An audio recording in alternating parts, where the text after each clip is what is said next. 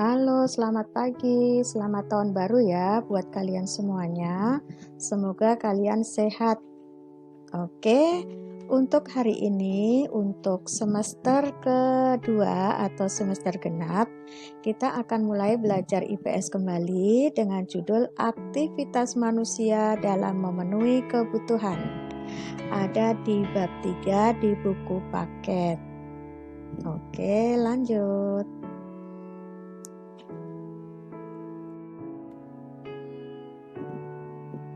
Materinya adalah kelangkaan dan kebutuhan manusia. Meliputi A. Kelangkaan sebagai permasalahan ekonomi Indonesia. B. Kebutuhan manusia. C. Tindakan, prinsip, dan motif ekonomi. D. Kegiatan ekonomi. E. Permintaan, penawaran, pasar, dan harga. F. Peran iptek dalam kegiatan ekonomi. G. Peran kewirausahaan dalam membangun ekonomi Indonesia. H. Hubungan antar kelangkaan dengan permintaan penawaran untuk kesejahteraan dan persatuan bangsa Indonesia. Hari ini yang akan kita bahas adalah A sampai E. Untuk F sampai H akan dibahas pada pertemuan yang akan datang. Oke, kita lanjut. Kita akan bahas tentang pengertian kelangkaan. 1. Suatu kondisi di mana manusia tidak mempunyai cukup sumber daya untuk memuaskan kebutuhannya. Kedua, suatu kondisi ketika sarana untuk memenuhi tujuan terbatas dan mahal. 3. Jumlah barang dan jasa terbatas sedangkan kebutuhan tidak terbatas. Kebutuhan manusia terdiri dari 1. Menurut intensitas tingkatannya, yaitu kebutuhan primer, kebutuhan sekunder, dan kebutuhan tersier. Kedua, menurut sifatnya adalah kebutuhan jasmani dan rohani. 3. Menurut waktu penggunaannya, kebutuhan sekarang dan kebutuhan yang akan datang. 4. Menurut subjeknya, kebutuhan individu dan kebutuhan kelompok. Faktor yang mempengaruhi kebutuhan terdiri dari 1. Jenis kelamin, 2. Tingkat pendidikan, 3. Lingkungan tempat tinggal, 4. Kemajuan iptek, 5. Tingkat pendapatan, 6. Status sosial, 7. Perbedaan selera. Alat pemenuhan kebutuhan menurut kelangkaannya atau cara memperolehnya terdiri dari 3, yaitu 1. Menurut hubungan dengan barang lain, yaitu barang substitusi atau barang pengganti dan barang komplementer atau pelengkap. 2. Menurut tujuan penggunaannya, barang produksi atau modal dan barang konsumsi atau siap pakai. 3. Menurut proses pembuatannya, yaitu barang mentah, barang setengah jadi, dan barang jadi.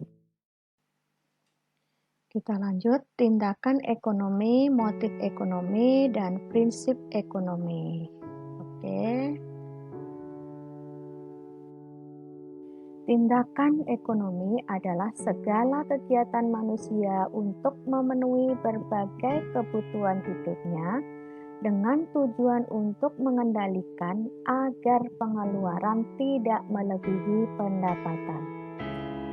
Pengertian motif ekonomi adalah setiap sebab yang mendorong manusia melakukan tindakan ekonomi.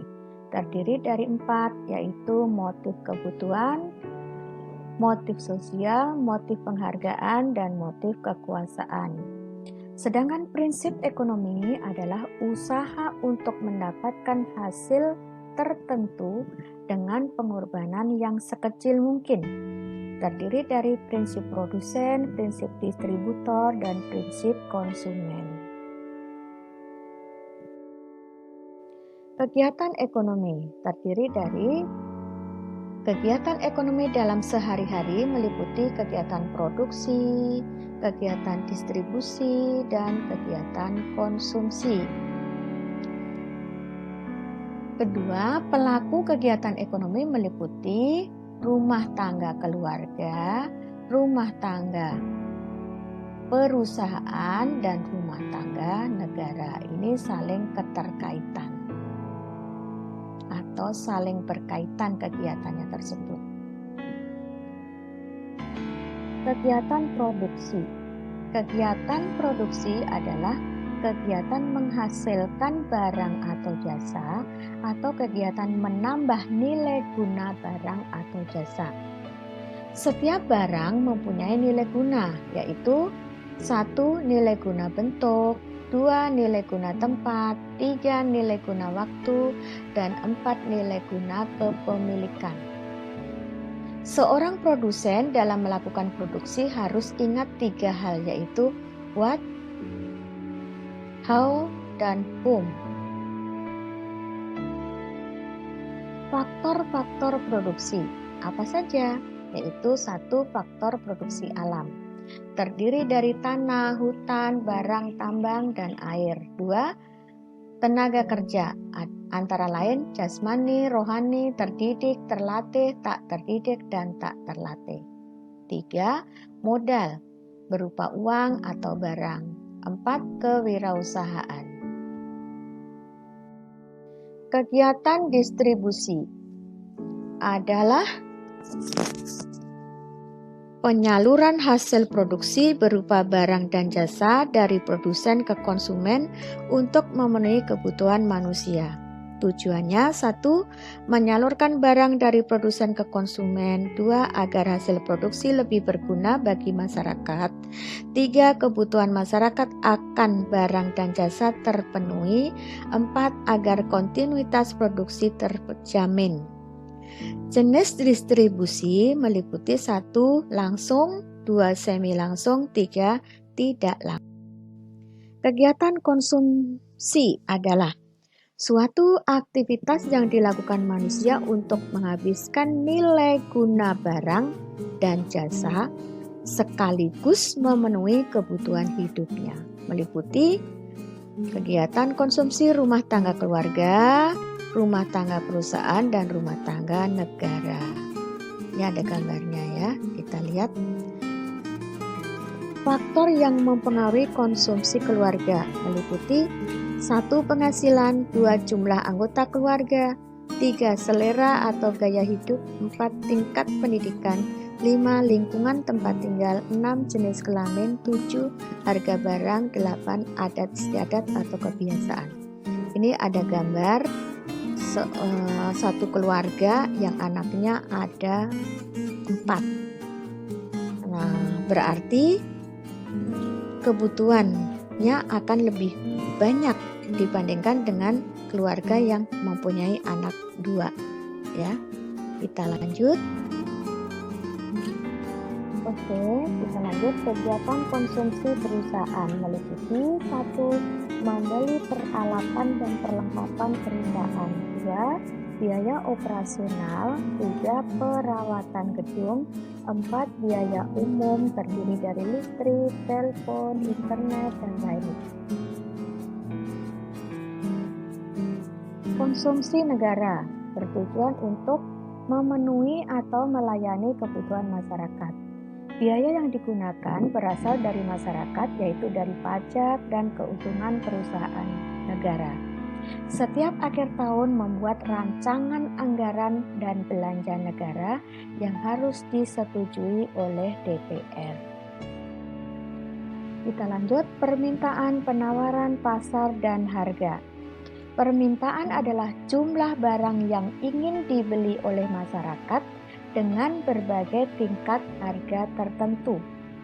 Faktor yang mempengaruhi permintaan meliputi harga barang, pendapatan masyarakat, selera masyarakat, kualitas barang, harga barang lain, jumlah penduduk, ramalan masa depan.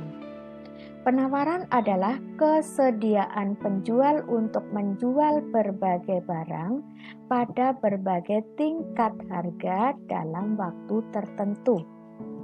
Faktor yang mempengaruhi penawaran meliputi biaya produksi, teknologi, harapan akan mendapatkan laba, laba itu sama dengan keuntungan, dan faktor non-ekonomi. Pasar adalah tempat bertemunya pembeli dan penjual, kemudian terjadi transaksi jual beli dan kesepakatan harga barang. Fungsi pasar meliputi distribusi, pembentukan harga, dan promosi. Macam-macam pasar terdiri dari 5, yaitu berdasarkan wujudnya, yaitu pasar konkret atau nyata dan pasar abstrak atau tidak nyata. 2, berdasarkan jenis barang, yaitu pasar produksi dan pasar konsumsi. 4, berdasarkan luas jaringan distribusi, yaitu pasar setempat, pasar nasional, pasar regional, dan pasar internasional. 4, berdasarkan waktu, yaitu pasar harian, pasar mingguan, pasar bulanan, dan pasar tahunan.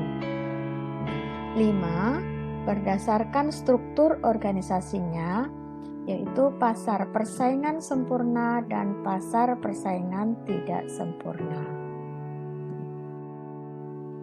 Harga adalah nilai tukar suatu barang yang dinyatakan dengan uang.